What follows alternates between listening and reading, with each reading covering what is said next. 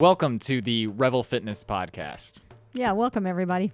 Okay, so the Revel Fitness Podcast, me and Cindy, we're going to talk for an hour about various topics that interest us. We're going to do it every Wednesday after the Gold class.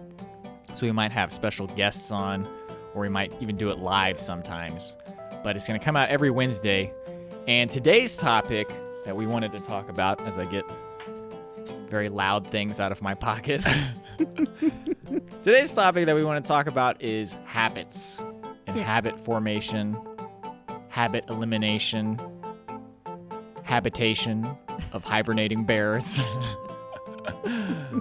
Okay, there was a reason why I actually wanted to do this topic, and I think the big one is that sleeping at a reasonable hour is a habit that I've been trying to form, and I haven't been able to form it.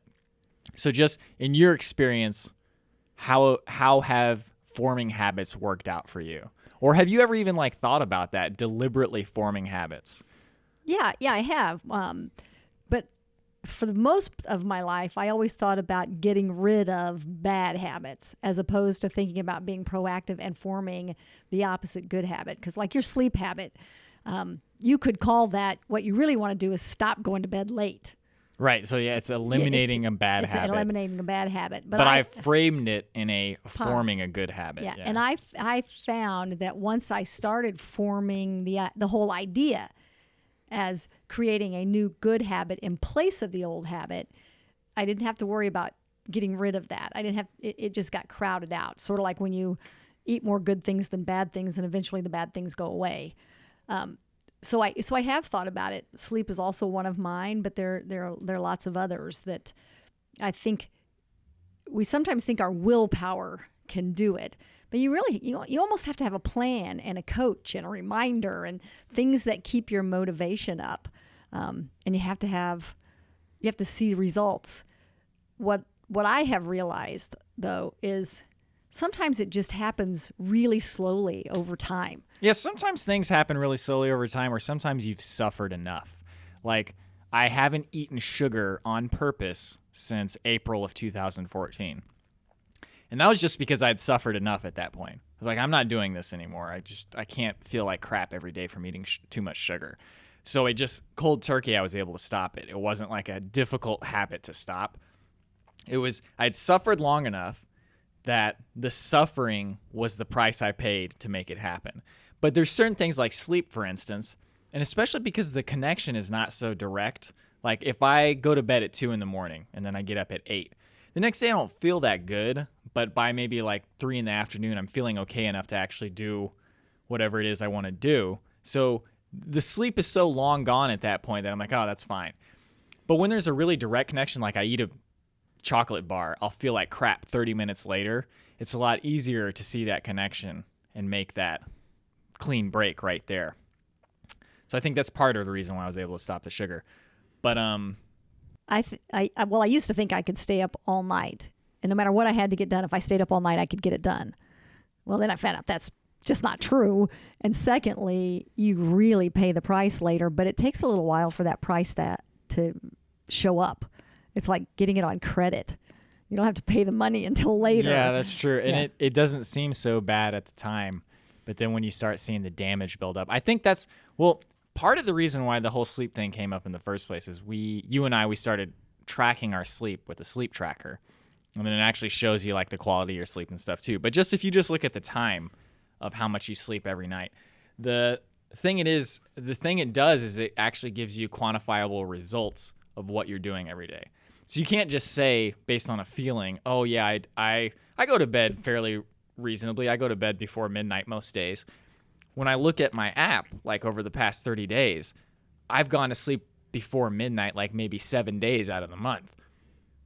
And those have been in the past 7 days or so. When you started thinking about doing habits again. Yeah, exactly. So then it kind of enlightened me. I was like, oh, I think I do this one thing. But until I actually write it down every day, I find out, no, I don't do that at all. I'm doing something completely different. But I found that when I go to bed about 11 o'clock every day, I feel so much better. You'd think that would be enough motivation to actually get me to change the behavior. But it's not, because when push comes to shove, oh, all I remember where I was going with this. The problem, especially with sleep and other habits that are biological, is that if your biological inclination is to keep you up, like say your cortisol levels aren't good. So like your cortisol levels get too high at night, you literally can't fall asleep because your body's just not able to. That's the other part of it, because you can't just use willpower if your body's not on board with it. That's true. That's kind of the problem that I'm running into with sleep. But I know from other habits that if you, and just life in general, I know that if you stay consistent with something, eventually all parts of your being start to fall in line, because you have to have the physical part and the mental part all together, going together to make things happen. Yeah. If you aren't physically in the right frame or the right position to form a new habit, especially like a sleep thing, it really doesn't matter how much willpower you have or how much you write it down or keep track of it. If you can't fall asleep or you can't stay asleep or you can't get up, whatever the part of it that's not working for you, until you get that part figured out, all the data in the world means nothing. You have to get all the pieces lined up, and they don't have to be lined up perfectly. They just have to be more towards the good or the balance than off balance. Yeah. Like for instance, Tuesdays I teach a Zumba burst in the morning and then a regular Zumba and a Zumba burst at night, and I have such a blast. It's like one of my best days, but it takes me forever to fall asleep then that night because I am so hyped up from having done such intense stuff in the morning and then again in the afternoon. And if I had a habit of perhaps taking a nap in the afternoon when I'm in the lull, that might help. But I don't know if it would or not. And it just takes a little while for my body to go, okay, now you're ready to go to sleep. So my efforts to form a habit of going to bed early are, they're a little bit hard. And I think we forgot to mention one thing, is that fundamentally, what is the point of habits, right? And I think the point is that you don't have to think about what you're doing anymore, because that's the real thing. Is like you just want to live a more conscious life and say, I'm doing all of these things and I'm doing on purpose because this is the way this is the direction I want my life to go. Because I think just in what I've read in my own experience, the brain, it wants to do things automatically for you. Like it wants to build these nice ruts so that you can just do it really quickly without having to think about it. But the trick is that we have to form the right ruts. And we form so many ruts that are not good. Like going to bed late, for instance. Like I've got a very smooth rut in there that my brain automatically defaults to that. It's like, oh, it's 11 o'clock at night. Why not play on the internet for another hour? But just living an intentional life, it's instead of fighting against the fact that your brain has all these ruts, you work with the fact that your brain easily forms ruts, and you try to find good ruts so that way exercising every day, brushing your teeth every day, it becomes so easy that you just do it. And that's the automatic instead of the opposite being the automatic. Yeah, and I think the automatic part of it is such an important part because, well, I mentioned it briefly earlier, but willpower is a good starter for something. But willpower cannot carry you through until you've formed that rut. There've got to be other things that... It's the same with inspiration. Oh, yeah. So, like, you'll get inspired and you'll have tons of willpower when you first form the idea of whatever it is you want to do. So I want to run 15 minutes a day, or I want to eat healthy, whatever. It's like this New Year's resolutions. It's a classic thing. Everybody starts and they're like, okay, I'm going to do this. I'm so jazzed up. There's nothing stopping me now. And then a week later, you're just like, forget it. Why did I even think I would be able to do that? So just exactly what you're saying. You got to have some other plan in place to make to follow through with the habit. So I guess that's my question for you, because I haven't successfully done this many times in my life. But what do you do? What do you do to make that habit stick? Have you successfully done that, or is it more just willy-nilly? I have successfully done that on a few things, and I'm going to use one that's a real obvious one because when I think back at the time of my life when I was doing this thing that I no longer do, I can't even imagine that was me. But now it would never occur to me in a million years to do it. But when I was in college, even when I was in law school and you and your brother were young, I ate fast food every day, literally every day, especially in law school, but it started in college. But I would just go through a drive-through and get that food, and it never even occurred to me to be conscious of it. Wasn't until after law school and I was trying to get my life to where I could at least, practice law and not die from overwork and overstress and having kids and trying to balance everything. And it occurred to me that eating that kind of food, and it wasn't just fast food by then, but it was just eating inappropriately was making me feel bad. And I am one of those people that I get inspired fairly easily. It doesn't take that much. Because I'm an enthusiastic person, I'm positive. I think I can do anything.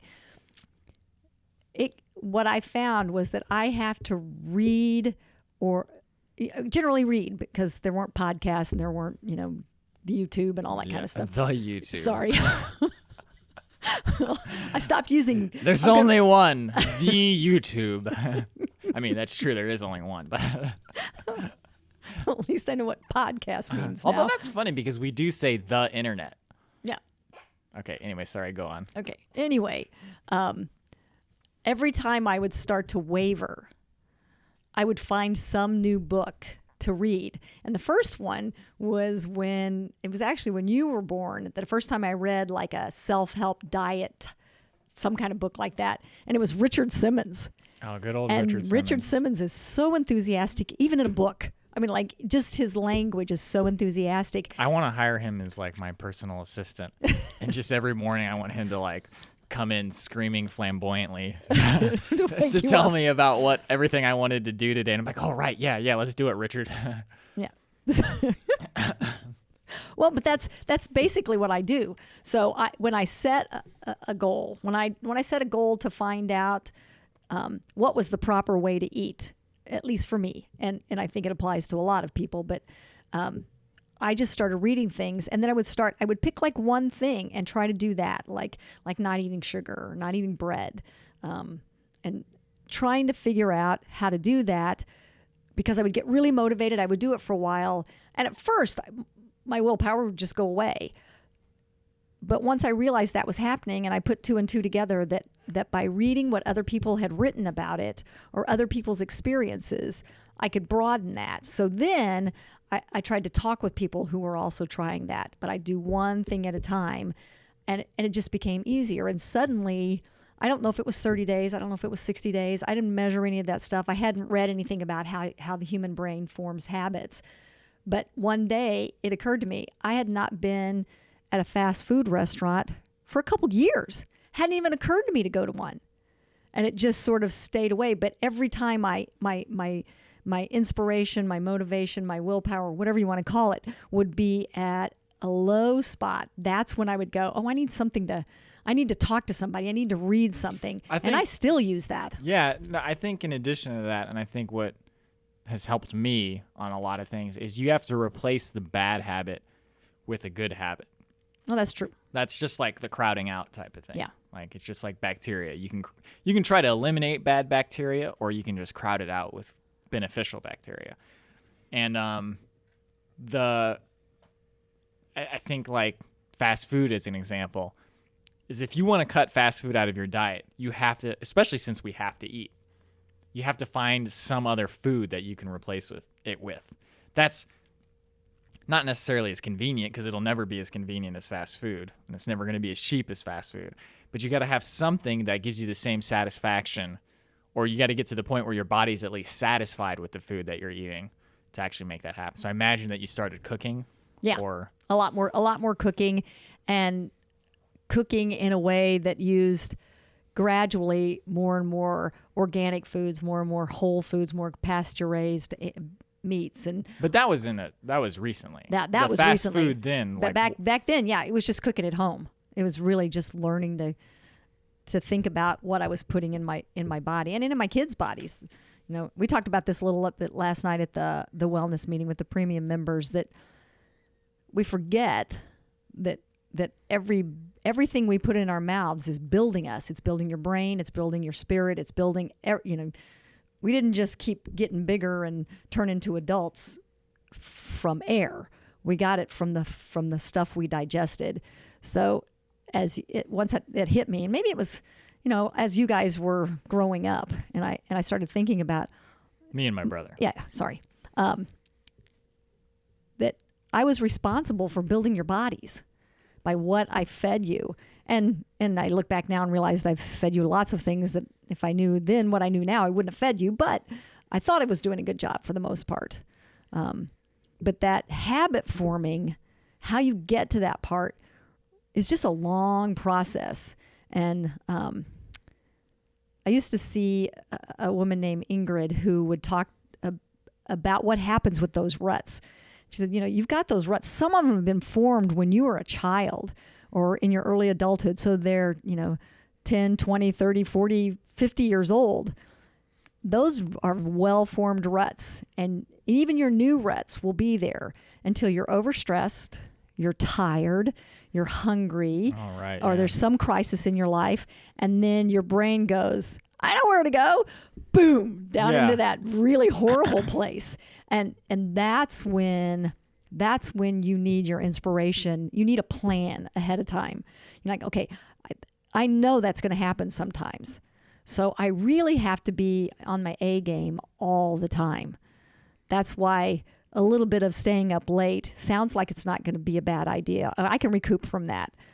But what if 3 days after I've been staying up late for 3 days, then something that I need to be on my A game for happens. Or you even need to stay up late. Yeah. Like on the 4th day, you have to because you got some deadline. Yeah. And you've wasted your times where you could actually tolerate it on those 3 days just farting on Reddit or whatever.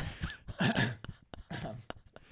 don't even know if anybody listening to this knows what Reddit is. But I do, but only because you've told me. And I think it's horrible for you. Yeah, Reddit is bad. No, but just going back to what you were just saying, in the same way that habits are easy, any new habits you make, you want to take the thinking out of it. Yeah. So you don't want to, you have to make it a very clear-cut thing. You can't say, I'm going to eat 5 grams of sugar a day.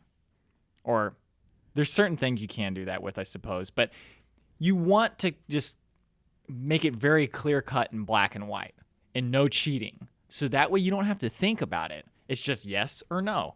It's like, am I going to eat sugar? Yes or no? And the answer is no. And you just don't do it. Mm-hmm. And if you do it, then you're like, whoops, I didn't do what I wanted to do. Let me start over.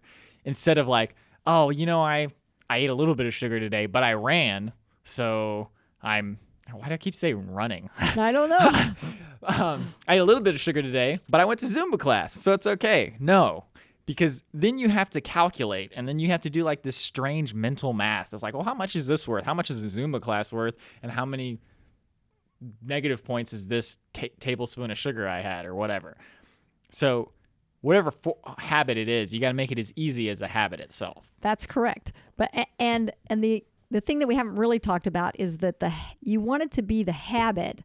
You started to get to it a little earlier, but because willpower and inspiration don't last very long, the sooner and more strongly formed you have a new habit, the less you have to rely on willpower. Oh, right, yeah. Yeah, I mean, that's the whole point of forming better habits and eliminating your not as good habits, is that then that just becomes a part of your life. It's just how you operate every day. And every day that you operate that grooves that little rut further and further into your brain on the good side.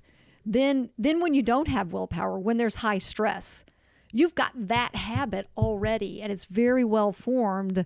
The chances of you sliding back into the bad habit are much less. Doesn't mean it won't happen. Right. Especially if you get, like a number of things hit you at once. But I'll just take like what we've been doing here in the studio.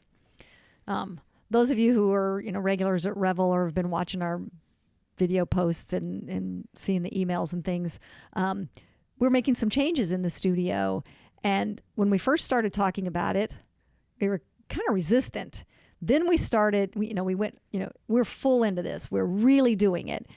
And we were so motivated. But as the weeks are going by, we have been feeding each other motivation. Right. Like when you start to go, yeah, then it's me being the cheerleader. But when it's me, you're like, oh, no, we can do this. Let's get, we're doing this, making lists and being organized, which is not my strong suit. No. It's very yin and yang there. Yeah. You're very organized, very process oriented, and I am much more touchy-feely and want to bring everybody in and along and make sure we're all one big happy community, which, is definitely impossible, but so is being perfectly organized. But the two, we're trying to form these new habits as to how the studio is going to work and how we perceive the world around us as it relates to the studio. Well, I think that's another thing you can bring up is, or that we should talk about is that it really is like it helps to have other people to go along with the habit, because if you have two people doing it together, and it's not accountability. I don't believe in accountability because it's just like it just makes people feel bad, and then they're just gonna lie. Like I was trying to not spend so much money on stupid stuff anymore, and I was talking to two of my friends about it. And they're like, well, maybe we could hold you accountable. It's like, no, because then I just won't tell you guys. Like, I'll just spend the money and I won't tell you. But I think it helps to have a like-minded person who also wants to make that happen. Then you're not holding each other accountable. Then you're like, let's do it. Yeah, like, you're just motivating let's do each it. other. Let's make it happen. Yeah. And like, you can always tell when yourself and other people are really ready to make a change, because it's just a subtle thing. But you know it. Like, you know yourself. I think everybody deep down knows whenever they're like, I'm going to change this. You know if you're actually ready to change it or if you're not ready to change it. And there's certain things like the sleep thing is interesting. I'm not really sure what my problem is because I've been trying since the beginning of 2014. And I keep coming back to it. It's not like I've given up on it, but I keep failing. So we can get to that in a second, but I'm going to cross my fingers to remind myself because I do have something to say about that. Okay, just go ahead. Yeah. Okay, then I will. It actually is something. It reminded me of something that I read once in a book on procrastination, because there are things that I really don't want to do that I will procrastinate forever. But it talked about how when you tell yourself you have to do something, then your brain, it's like the self has two parts, and one part of your brain is going, you have to go to bed early, and the other half of you is going, you can't tell me what to do. It's like you're talking to a parent or something. Well, it's funny because just or a in school teacher. I think everybody has that psychology. I mean, maybe me to more extent, but I know when somebody else tells me to do something, I'm like, no. Yeah, like that could be good for me. I think that's good for me, but you trying to tell me to do it? It is not going to happen now. It's not helpful at all for someone else to tell you have to do something. Right. In my opinion. So if you're telling yourself you have to do something, you're it getting has the same reaction. Yeah. Instead, this particular book encouraged you to think more of, this is what I want to do. This is my goal, and I really want to I really want to get there. I really want to get there. I really want to get there.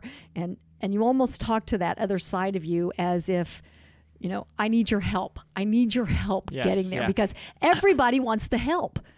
I think that is pretty much a human constant. So, some people it's buried a little further than in them, but I think in general, most people want to help, and they get some satisfaction out of helping someone else, even if there's no reward in it for them. So in that procrastination thing, and maybe this will help with your habit, if you can engage that half of you that is the stubborn little child resisting because the adult side of you is saying you have to do it, perhaps that will help. I wish I'd thought about this about my dishes and my laundry a while back, but this is the first time it's occurred to me, even though I read that procrastination book years ago. I do think that there's some truth to that.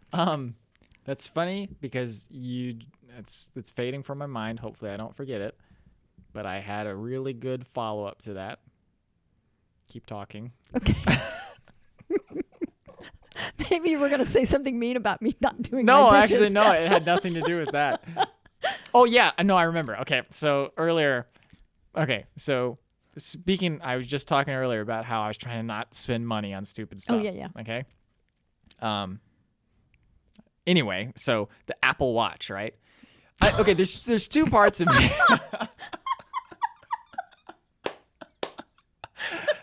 I can't believe you were still interested in that. No. This is funny. So, there's two sides of me. There's the one side of me that wants an Apple Watch because it's a toy and I want to play with that toy and it looks like lots of fun. I want to talk into my arm like it's Star Trek. Okay. Inspector Gadget. Inspector Gadget. Yeah, I guess they use the things on the collar or whatever. There's two parts of me. There's the one part that really wants that Apple Watch. But you know what, actually, I didn't tell you back there when I was telling you about it. But the part that won over was the part of me that wants to simplify. Because like I have this obsession with simplifying my life and getting rid of all of the unnecessary possessions. Like I've got a router, and I just bought it like a few months ago. But I don't need it now. And immediately I sold it. Like, I'm like, nope, don't need this. Like, I'll buy another one if I need it, but I'll just get the money now, not have it with me. Even though I might need it in the future, I can always rebuy it. But anyways, so the Apple Watch, I was like, suddenly I wanted it again. I was like, oh God, I want an Apple Watch. Look at how cool those are. And then I'm like, no, I want my life simple. And I'm like, I want that more. I was like, okay, well, then I guess I want that more. It's going to win out over this one. So maybe one of the tricks to doing it is really focus on what it is that you do want. Like I was just thinking about the sleep thing. I want to feel great every day. Like I want that so badly. I refuse to believe that you're just supposed to have that people just, oh, I'm having a bad day. That's like, I have plenty of those, but I refuse to believe that that is what my fate is. I just cannot accept it, believe it. Yeah, I won't do it. I agree. It cannot be. It's just not random that you have a bad day. Right. Every ache and pain and other thing can be traced back to something. Maybe it's things you can't control, but maybe it is some things you can control. And going to sleep and getting enough rest. Like for me, my sleep problem is not that I don't go to bed early enough. It's that I eat too late. Mm-hmm. Like when I leave the studio at 8:15 or 8:30 or 9 o'clock, and then I haven't eaten since noon. I'm starving. Well, that's funny because like the habit there would be to make dinner before you leave every day. But I'm sure what happens every day is you're like, that's okay. I'll just figure something out. Yeah, and absolutely. You just leave because you're like running behind or you're busy or whatever. Or right? I didn't leave here and go home. Right. Like yesterday, fortunately, you brought dinner. I ate early, but it didn't help as much as I'd hoped it would. But it helped more than the night before when I didn't sleep. Or I didn't eat before I went to bed, and I slept so well. But having looked at my sleep tracker, I know that the number one problem is how late I eat. So the sleep tracker we have, it actually shows you, like based on a graph, like you can enter sleep notes before you go to sleep. So you say, I drank coffee, I ate late, I taught a Zumba class or whatever. Then every time you enter one of those notes, it'll calculate it and compare it to how well you slept that night. And then it'll show you a graph and it'll show you how each one, whether it affects you positively when you sleep or negatively. You've been doing that? I have been doing that. So like when you eat late. Well, that's one I put in there. I eat late. I put in if I've had something caffeinated late. I also put in if I've taught a Zumba class, if I've taught an evening Zumba class, or if I've taught an extra class during the day, like I subbed for somebody, to see how that affects me. And teaching an extra class clobbers me. Yeah. Teaching just one Zumba class in the day, one in the morning or one in the evening, doesn't matter. Even teaching both morning and evening. But 2 classes, perfect. 3 classes, not so perfect. Right. Okay, well, that brings me to the next point that I wanted to talk about, which is, so what is the payoff that we're getting from doing these bad habits, right? Like, because a lot of times it's like you do a habit and it's not necessarily that it's just you have a bad rut and you're just stuck in that bad rut and you just keep doing it because it's what you've always done. But lots of times it's because you get something out of it. So like me staying up late, I get something out of it. I mean, it's not worth it. I get fun from staying up late and then... Oh, I have the perfect answer. I know what that is. Okay. And I think this applies to every bad habit you have. It gives you an excuse for anything that goes wrong in your life. Absolutely anything that goes wrong in your life, you can go, oh, well, I didn't sleep well last night, or I didn't eat well, or I did this or that. Instead of which, boy, I wish we'd had this podcast a long time ago because thinking about it now, the payoff is that when I make mistakes or I don't get something done or my life goes wrong, I have something besides myself to blame for it. Even though I'm the one who did those actions that put me into that position, but I can say, oh, well, I'm too busy, or I'm overworked, or I'm overstressed, or I'm not eating at the right time, or I'm not eating the right stuff, blah, blah, blah. Yeah. But if I did what you said earlier, and that is focus more on how I want to feel, which is basically what I've been trying to do, but that's been much more recent, is to focus on how I want to feel and how ready I want to be every day in case something happens. Right. Not even in case. Life's going to happen. Yeah, stuff is happening. It happens regardless. Yeah. Even good things that come along that take up energy and time and space and throw your schedule on a wreck can be a huge source of stress. That's like true, Everett came to play last Thursday night unexpectedly, and I was leaving the next day to go out of town. It would never have occurred to me for a minute not to play with that kid the whole time he was awake. We had a great time, by the way, and he slept with me. It was the most wonderful surprise ever. I love how much you love that, because like I'll play with them for 10 minutes. I'm like, I'm bored of you, kid. Go play with grandma. And grandma's like, I will play with you 24 hours a day, every minute until I pass out. It's like that picture they sent of him the last time I was there. We played. I was there, 2 nights and 3 days, and he literally never left my side. Not once. We were not attached at the whole time. I left. 15 minutes later, he's passed out in the floor. Because especially a kid, kids have no like limiter. Like if the kid is still having fun and somebody physically lets them stay awake, they're gonna stay awake until they pass out. But anyways, you were talking about what that. I was gonna say. So he was there. We played, but I was supposed to be leaving the next day, and I had not done any laundry. I hadn't packed. I hadn't done anything, and I still did exactly what I wanted to do with him, and then just made up for it the next day. But had I not been eating well all week long, trying to go to bed early, and putting myself in the best position possible, I could never have driven to Missouri on Friday after my classes, after having stayed up with Everett and then done all my packing, because I had to get up really early in the morning to pack and everything.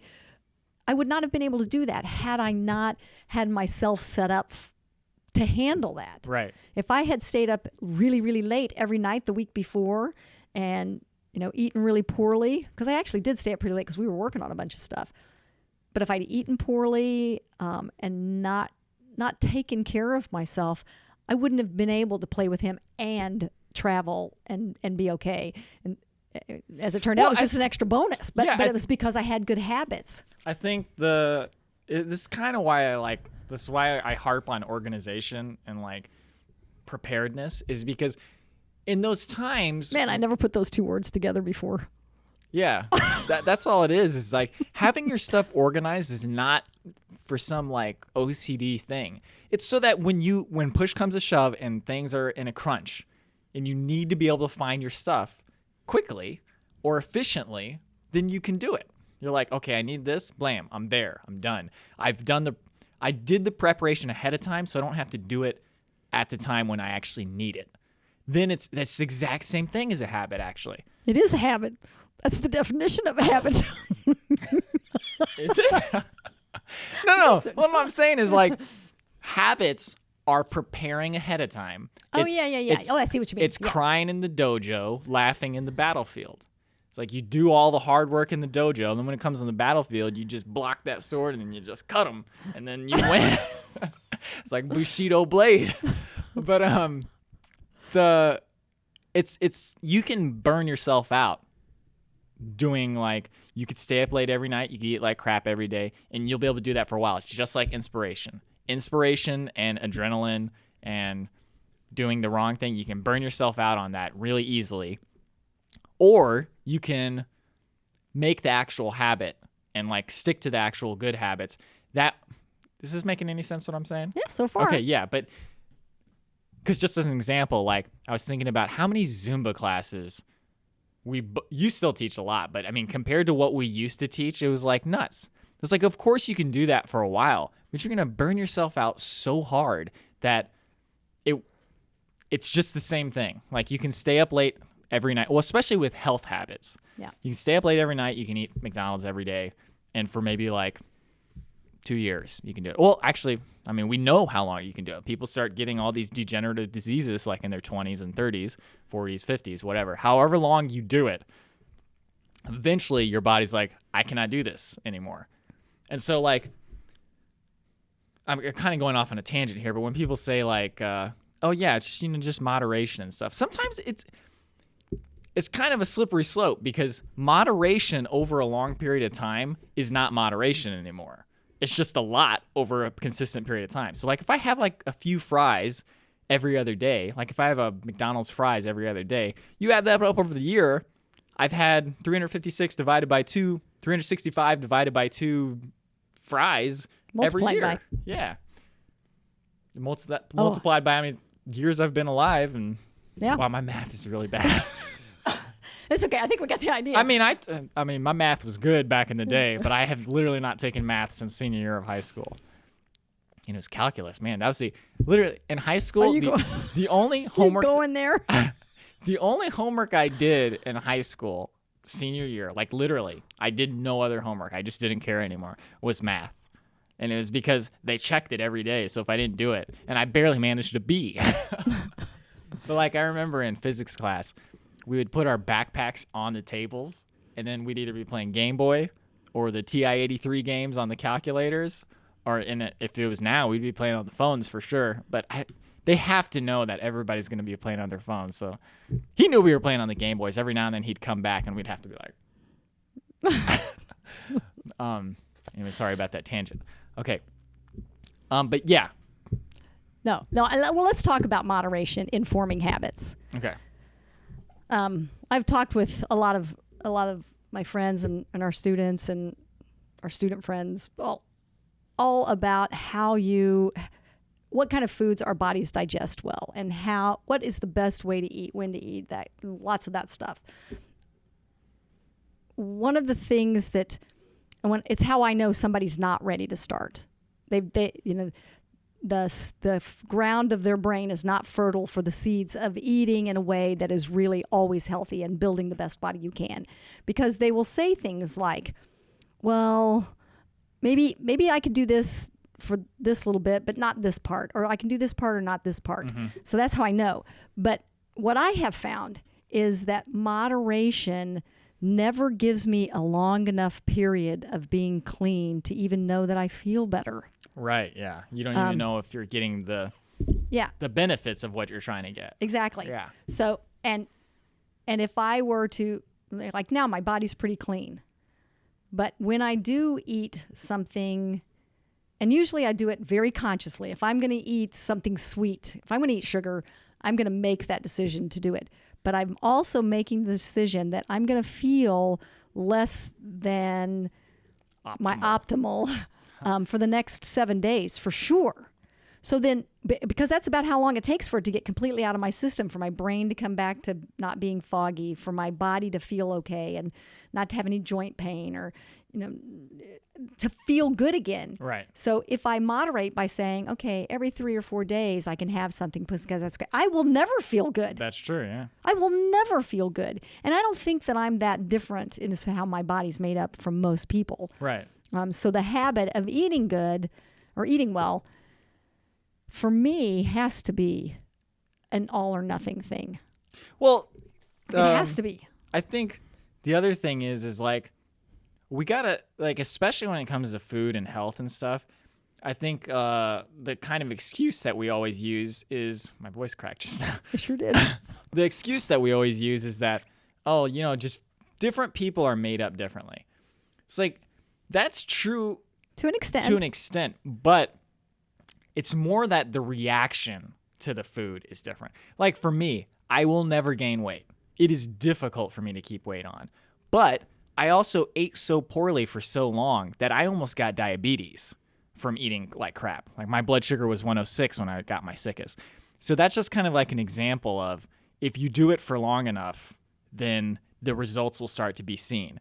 And that works for good things too. So like if you eat bad food for long enough, the results will start being seen. Like you saw what happened to me. I got mono, got sick, all that stuff. But if you stick with the good things and you're persistent and consistent about it, that's when you start to see the results. So sometimes you have to take it on faith. Oh, yeah. Which that we can get into this in a second, but I've been trying to learn how to meditate because I've heard all the benefits of it. There's scientific research about the benefits, but a lot of the benefits are only after time has passed. So I haven't actually seen any of the benefits, and it's making it really hard to be consistent about it. Yeah, well, I think that's the reason. That's the reason that motivation fails for people too. Like, let's say you're going to do a paleo or a modified paleo diet because you want to lose weight, and you're all enthusiastic. And the first week or two, all that inflammation and bloat that you're having in your body from eating things that your body doesn't digest well goes away. And you drop, 5-10 pounds, you lose a bunch of inches, and then it slows down. It's that you get a rapid weight loss, and it slows down, and then people go, oh well, this doesn't really work. They just stop believing that it works. I've had people who their joints got so much better so fast they were able to make a fist, but they weren't dropping the weight, so they weren't paying attention to how they felt. They saw those dramatic differences, and then when it slowed down, they gradually went back. That's kind of the trap that we fall into, is that we're really good at getting used to things. Yes. So you've got joint pain in your hands all the time. Once that gets better, you stop thinking about it. Then you're like, oh, who cares? And then suddenly they hurt again, and you go, what happened? Yeah. And then you go, oh, it can't be the food. Yeah, and I've done that myself. I've had psoriasis for years, and up until last year, I was still getting it. Well, I know it's the food, but then I would go, well, it can't be that. Yeah. And then I would eat a little bit. I go, oh, well, I don't have it. Or you don't want to believe that it's that. You're like, no, I should be able to, if I put out the right vibes in the universe, I can eat this cupcake and I won't feel like garbage and develop a rash. It does not work that way. No. I wish it did. It does for some. I mean, you can't take these outliers as the basis for how you're going to behave. No. You can't take these people who've been eating Twinkies every day and they live to 185.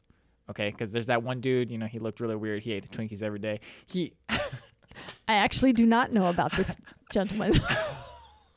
He attributed his health to eating Twinkies. And there's the other dude who ate the Big Macs every day, and he attributed his health. It's you know what? Maybe. Okay, probably. For you. Well, it depends on what generation of Pottinger's cats they are too. That's true. That'll be a whole nother episode. We'll talk about Pottinger's cats. You can Google that if you're interested in. Pottinger's Prophecy, that's the name of the book. Yeah, but you can just look up Pottinger's cats and you'll find lots of information. But yeah, so it's really, you just don't, and that kind of brings me to another thing, is that don't compare yourself to other people in any habits that you want to make, because your habits, it's really just for your own benefit. So if it works, if the habit that you're trying to change works much better for somebody else, then don't worry about that. Just keep sticking with it for you, because you also need to see what results you're going to get, because maybe it'll take longer, using the paleo challenge for weight loss and stuff like that. And then you also got to think about how much damage you have to undo. Think about how old you are. Think about how many years you've been eating garbage. And then think about how long it's going to take. This is a good example. If you want to build a building, how long will that take? It is going to take months and months. If you want to destroy a building, how long is that going to take? It's as fast as the wrecking ball can get here. That's how fast you can do it. So imagine if the wrecking ball was destroying your building that you call your body for 20 years, okay? And then you're like, okay, now I'm going to hire a bunch of contractors and I'm going to make a building for 20 years. Even if you have those contractors making the building for 20 years, it's going to take them a really long time to reconstruct all the buildings that the wrecking ball has destroyed, because it takes no time at all for destruction to happen. Yeah. Construction always takes so much longer.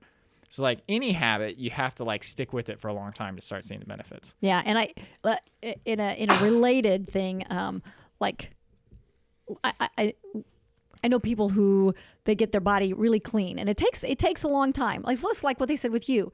You didn't get your body in that condition that it was in that caused you to get so sick in a few months or a year. It was years building up to that, and it's been 3 years now. It was 2012. Yeah. In 2012. So it's been more than 3 years, and you're just now getting back to where you feel like you can teach one class a week and feel really good still, and that you got your eating habits. But oops, sorry, I'm playing with the mic. I talk with my hands.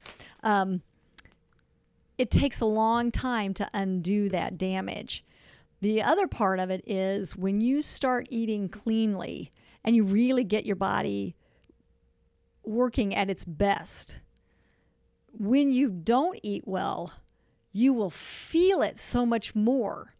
Or when you don't sleep, you will feel it more. When you don't move, you will feel it more, because as you are gradually making all these damaging things happen to your body, it's like, when you put the frog in the cold water and then you turn the heat on, and it doesn't jump out because the water gradually gets hot. Oh, yeah. And I think that's what it is. You just suddenly one day you go, God, I'm just always achy. I don't, I'm getting old. I'm getting old. No, you're not getting old. You're just destroying yourself. Yeah. You're gradually poisoning yourself. And let's be clear, like, especially in regards to food, it's not your fault. No. Okay, because the foods that we've been, for one, taught to eat. When I was a kid, the food pyramid at the bottom said cereals. And I was like, oh, well, I'm doing good. I have cereal like 3 times a day, filled with sugar. And then like grains and pastas. Those are the things that are like, carbohydrates are pretty damaging to your body, especially when you eat it in that amount. And then just what's cheap and available. Like, man, I can go to, if I could eat Burger King, I could have like 4,000 calories for like $10 a day, 3 times a day. I don't know, 3 meals a day, $10 a day. There goes that math again. But like that is the cheapest, most available, most convenient option. Yeah. So it's just not anybody's fault that it's like this. But like, if you really want to make a change and like be more happy, that's a good place to start. Yeah, I agree with that. And how much time do we have? Well, yeah, we're going to wrap up soon. I was just going to say, after you finish whatever you said. Okay, well, what I was going to say, I think we habits. should just sort of summarize a little bit of what we talked about here today, at least as it relates to habits. And that the reason for having habits is so that you will automatically go towards the things that make your life better. Like you come to Zumba at Revel Fitness. Little plug there. If you go to Zumba, We could be preaching to the choir here. yeah, But. we could be. Yeah, you go there. You go there because the base reason is that you want to exercise. You want to get your exercise in for the day, and you want to do it in a way that was fun. But the reason for exercising is so that you will feel good for the rest of the time, the rest of your life. Yeah. You're not coming here for exercise. Is not entertainment. It's so that you will feel better. Although in our case, it is entertainment. It is So that's a entertainment. nice bonus. It's the bonus. It's what makes it easy to form Zumba as a habit. Right. Is that it's really fun, and you get to do it with other people, and they motivate you. You motivate each other. So all of the habits that you consciously make, you would think would be towards something that makes your life better. And that it's a part of your brain, part of your life that you no longer have to force yourself to do or to think about or remember to do. You will just do it. And that's the kind of that's why we want to form good habits and get rid of bad habits. And then in ways to form habits, there's lots of books out there to tell you how many days you have to do something to have a habit. I don't know what the truth is, or there's lots of different things. But I know from my own experience that I can start with inspiration or willpower, but it has to be refueled by something or someone regularly until that habit's there. And it's that refueling that helps me.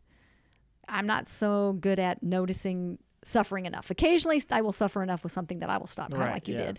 But for the most part, I've got to have someone going, Yeah, you don't have that habit yet, but you're going to. Here's Yeah. and here's why. Here's why you want to do that. That's the kind of thing I need regularly. Yeah, I think that works really well for you, actually. Just as a quick aside. Yeah. Yeah. It doesn't even have to be a human being. It can be a book. It can be an article. It can be a little inspirational saying, something. But something has to help me refuel regularly. Yeah. Well, yeah, I think it's kind of funny because like right now, I think maybe just as a general rule, like whatever habit you're trying to form, like I think I guess that's one thing that we've been saying since the beginning is like, don't try to break bad habits. Try to form good habits. Just reframe it. I think it's just good in general in life to reframe things from a negative to just a positive, and not even like in a kind of cliched way, just like instead of a deconstructive way, in a constructive way. Yeah. So like you're trying to build yourself up into like the best version of yourself. Yeah. Like that should be everybody's. I mean, I don't want to say should, but like really it should be. It should be everybody's number one goal is to make myself the best version of myself possible. Because that is when you both feel best for yourself and you can give the most good to other people at the same time. Oh, right. Okay. So it's funny because right now I'm trying to form the habits that will be the basis for my other habits. And those are the health habits, right? Get those health habits down first. So that way you give yourself the most fighting chance for anything else that you want to do. That's true. Like, so That's if true. you want to make like a career change and you're like, I need to practice programming for 20 minutes a day, do the other ones first so that you have that base of, I feel good enough to do this every day. And then I don't have to just rely on adrenaline and inspiration. Yeah. Well, and I look at my, one of my goals someday in my life, not right now, because I've just taken it off the list because you gave me permission. Thank you very much. As a son, that was very sweet. Is to do my dishes every day and keep my kitchen straightened up. And that's really hard for me. But I do know that I'm better at it when I've gone to bed early. I didn't eat late. I did all my other things. When I don't do those, I can't even work on that. I just kind of like, I'm brushing around like a chicken with my head cut off all the time. Yeah, I just don't care about it. There's got to be space for that to actually happen. Yeah. Okay. I think we've talked this to death. So. Yeah. Okay. Well, this was the first episode. It was fun. Yeah, it was fun. We'll be back every Wednesday with more knowledge grenades. I don't want to say knowledge bombs. They're not quite that powerful. Well, I would call them opinion bombs. Opinion bombs. Just our own experience and like. Yeah. What we've read, what we've talked about, yeah, what we've we're tried. not experts. I mean, we're experts in some things, but I wouldn't say we're experts at this. But and I think the proof is in the pudding. Like, if you want to talk to somebody about because we're more just sharing our experiences so that other people can be like, oh yeah, I have that problem too. Or you're like, oh yeah, that's a good idea. Or maybe somebody who needs to form a habit will listen to this podcast every time their willpower. Yeah, there you go. Maybe that person will be me. That's a good idea. But it's like, yeah, if you're looking for an enlightened master in creating habits and having good habits, I'm not your man. I've got a couple, but like that's been difficult for me. I mostly just want to talk about it so that we can, strengthen our own habits and talk about it. But yeah, that was fun. Yeah, it was fun. Thanks. Okay. It was a good idea. All right, thanks. Take care, and we'll see you next week.